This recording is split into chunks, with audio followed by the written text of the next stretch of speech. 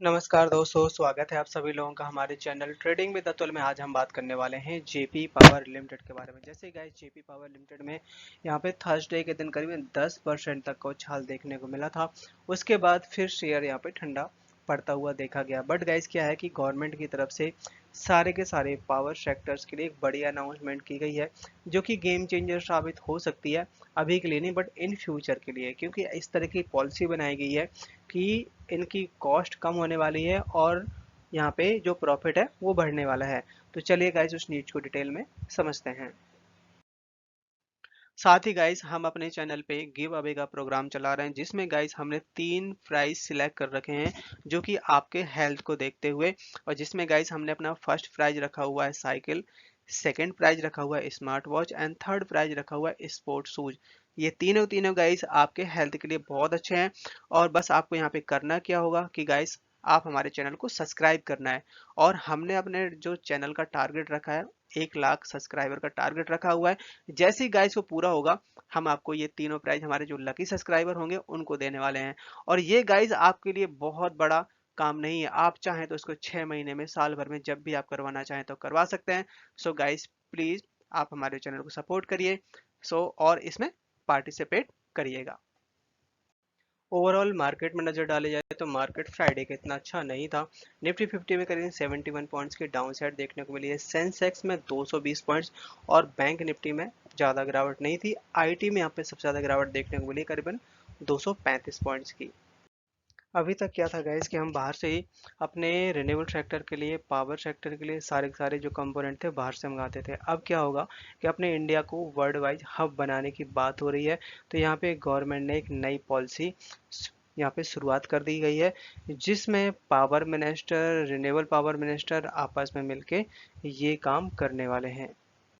So guys क्या है कि इस मिशन के तहत यहाँ पे गवर्नमेंट पूरी की पूरी रिसर्च करेगी कि कौन सा कंपोनेंट अपने यहाँ पे बनाया जाए और उस पे क्या इम्पैक्ट पड़ेगा अपने जो हम पावर सेक्टर है, क्योंकि बहुत सारे कंपोनेंट हम बाहर से मंगाते हैं और जिसका इम्पैक्ट अपने कॉस्ट बढ़ जाती है। तो उसी पे सारी रिसर्च होने वाली है और इंडिया को यहाँ पे मैन्युफैक्चरिंग हब बनाने की बात हो रही है वर्ल्ड वाइज। अब इसमें क्या है कि minister of power and minister of new and renewable energy दोनों ही मिलकर ज्वाइंटली लॉन्च कर दिया है इन्होंने नेशनल मिशन, और क्विकली आइडेंटिफाई करने वाले हैं टेक्नोलॉजी फॉर पावर सेक्टर के लिए, और डेवलपमेंट भी करेंगे और साथ ही ये आउटसाइड इंडिया भी एक्सपोर्ट करेंगे। तो यहाँ पे पूरा का पूरा इंडिया को मैन्युफैक्चरिंग हब बनाने की बात हो रही है पावर सेक्टर के लिए, क्योंकि गाइस मेन फ्यूल की तरह इसको हम यूज कर सकते हैं। सो गाइस क्या है कि कंपनी का बेसिकली कारोबार हाइड्रो प्रोजेक्ट के ऊपर है, और हाइड्रो के ऊपर यहाँ पे गवर्नमेंट, सेंट्रल गवर्नमेंट ने भी कुछ समय पहले पॉलिसी बनाई थी। अब यहाँ पे महाराष्ट्र गवर्नमेंट ने भी काफ़ी बड़े अमाउंट के साथ में एमओयू साइन कर लिया गया है। जिससे क्या है, क्योंकि गाइस यहाँ पे हाइड्रो प्रोजेक्ट से भी कोई भी पॉल्यूशन नहीं होता है और गवर्नमेंट लगातार रिन्यूएबल सेक्टर के ऊपर तेजी से काम करती हुई देखी जा रही है। आज के दिन शेयर ने हाई बनाया 6.4 का, लो बनाया यहाँ पे 6.15 का, क्लोजिंग दी है 6.25 पे। चार्ट में नजर डाली जाए तो यहाँ पे आप देख सकते हैं कि शेयर 5.5 से बढ़ के सीधा यहाँ पे 6.4 तक चला गया था। काफ़ी अच्छी रिकवरी देखने को मिली हुई है। बट गाइस यहाँ पे आपको 6.5 को क्रॉस नहीं कर पाया है, और जब तक इसको क्रॉस नहीं करता तब तक यहाँ से आपको बड़ा मूव नहीं देखने को मिलने वाला। साथ ही गाइस क्या है कि यहाँ पे जेपी पावर में अभी अभी यहाँ पे रेटिंग मिली है। क्राइसिल ने एक बड़ी अच्छी रेटिंग दी है ट्रिपल बी की, स्टेबल, मतलब आउटलुक पूरा स्टेबल बताया हुआ है। तो एक पॉजिटिव तरीके से यहाँ पे मार्केट देखता हुआ देखा जा रहा है। ये यहाँ पे एक क्राइसिल की तरह से एक लेटर भी जारी करके बताया गया है। क्या होता है कि किसी भी कंपनी के पास जो भी लोन होता है तो टाइम टू टाइम इस तरह की जो एजेंसियां होती हैं सारी की सारी जांच पड़ताल करती हैं कि कंपनी प्रॉपर फंड यूज कर रही है या नहीं कर रही है, या फिर क्या हालात है इंटरनल, वो सारा का सारा यहाँ पे करने के बाद ही फिर यहाँ पे रेटिंग दी जाती है। अब क्या होता है कि बहुत सारी कंपनियां होती हैं जो कि आउटेज पे चल रही होती हैं, मतलब कि साल में एक ऐसा टाइम होता है जब उस समय कंपनियों में वहाँ पे अपना जो भी रिपेयर है, मेंटेनेंस है, वो चलता है, जिसकी वजह से काफ़ी कंपनियां जैसे 10 से 15 दिनों तक शट डाउन रहती हैं। और इस समय गर्मियों का चल रहा है पीक टाइम, और लाइट की, इलेक्ट्रिसिटी की बहुत ज़्यादा रिक्वायरमेंट है। सो गाइज यहाँ पे माना ये जा रहा है कि पीक जो टाइम चल रहा है in the next few week, so यहाँ पे कुछ यहाँ पे पावर जनरेशन में कुछ कमी आ रही है, जिससे थोड़ा सा लाइट की भी कटौती होगी, बट यहाँ पे सब कुछ कंट्रोल में रहने वाला है। बट आपको एक चीज़ बता दें कि यहाँ से जो Q1 की जो अर्निंग आने वाली है, भले छोटी कंपनी चाहे बड़ी कंपनी, उनकी अर्निंग बहुत अच्छी आने वाली है। बात की जाए यहाँ पे अगर BS इंडिया कारोबार के बारे में, तो आज के दिन यहाँ पे 27% की डिलीवरी उठाई गई है। इस बार यहाँ कंपनी की जो सेल बैठी थी, करीबन 1400 करोड़ की सेल बैठी थी, जो कि यहाँ पे ईयर ऑफ ईयर डाउन है 1.87, बट क्वार्टरली देखा जाए तो काफ़ी अच्छी परफॉर्मेंस थी।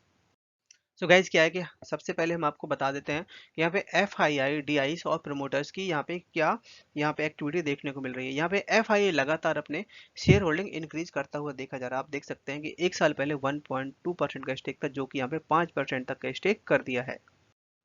डीआईएस के पास स्टेक 23% का स्टेक था मार्च 2022 में, यहाँ पे 22.26%, मतलब कि 0.8% के आसपास डाउन साइड देखने को मिली है। बट यहाँ पे डीआईएस के जो लोग हैं जिन्होंने खरीदारी करी, आप उनके नाम सुनेंगे तो चौंक जाएंगे।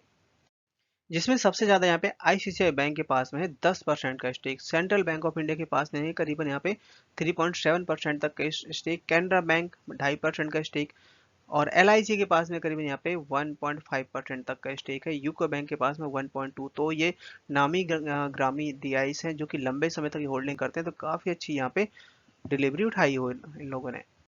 सो गाइस क्या है कि यहाँ पे जेपी पावर से रिलेटेड एक बड़ा अपडेट निकल के आया है। यहाँ पे बताया गया है कि अभी करेंटली 31 मार्च और 31 दिसंबर ये दोनों के लिए ये नंबर्स निकल के आए हैं। करीबन 4744 करोड़ का इनके पास लोन है, और जो रेटिंग मिली है BBB की। और ये सारी बात जो रिसर्च करी हुई है यहाँ पे एक्वाइट रेटिंग एंड रिसर्च लिमिटेड ने ये सारा खुलासा किया हुआ है। बात की जाए यहाँ पे FII के बारे में, तो यहाँ पे आप देख सकते हैं कि FII ने करीबन अपनी जिनकी जो होल्डिंग थी 2.83% थी, जिसको बढ़ा के यहाँ पे 3.38% कर दी है। इसके अलावा यहाँ पे FII के जो नंबर्स हैं, इन्वेस्टमेंट के नंबर्स हैं, इंक्रीज हुए हैं 86 से बढ़ा के यहाँ पे वो 108 कर दिया गया है, जो कि है सितंबर मंथ में। सितंबर का जो क्वार्टर आया था अभी रिसेंटली, Q2 की जो अर्निंग आई थी, उसमें यहाँ पे ये FII ने अपनी इन्वेस्टमेंट इंक्रीज करी हुई है। यही गाइस यहाँ पे अगर प्राइस परफॉर्मेंस के बारे में बात की जाए, तो इसने 3 साल में करीबन 370% तक के रिटर्न और 1 वीक में करीबन 5% तक के रिटर्न दे चुका है अभी। जो इस बार की जो अर्निंग आई है, एक बार यहाँ पे समझते हैं। यहाँ पे आप देख सकते हैं कि सेल है जो 1380 करोड़ की सेल आई है, जो कि पिछली बार 1406 करोड़ की थी, मामूली डाउन है। बट अगर हम बात करें यहाँ पे Q3 से, तो उससे काफ़ी बेटर है। टोटल इनकम है जो 1385, और पिछले क्वार्टर में 1206 करोड़ थी। अब यहाँ पे सीधा यहाँ पे हम बात करें, इंटरेस्ट कंपनी ने पे किया 136 करोड़, जो कि पिछली बार 135 करोड़ था, और टैक्स पे किया है 17 करोड़, जो कि पिछली बार टैक्स वापस आया था। तो उस हिसाब से देखा जाए तो कंपनी को यहाँ पे 43 करोड़ का लॉस हुआ है। पिछले क्वार्टर में 217 करोड़ का लॉस था, उससे काफ़ी ज़्यादा रिकवर किया है। बट गाइस अब यहाँ पे जो Q1 की अर्निंग आएगी वो काफ़ी बेहतर आने वाली है।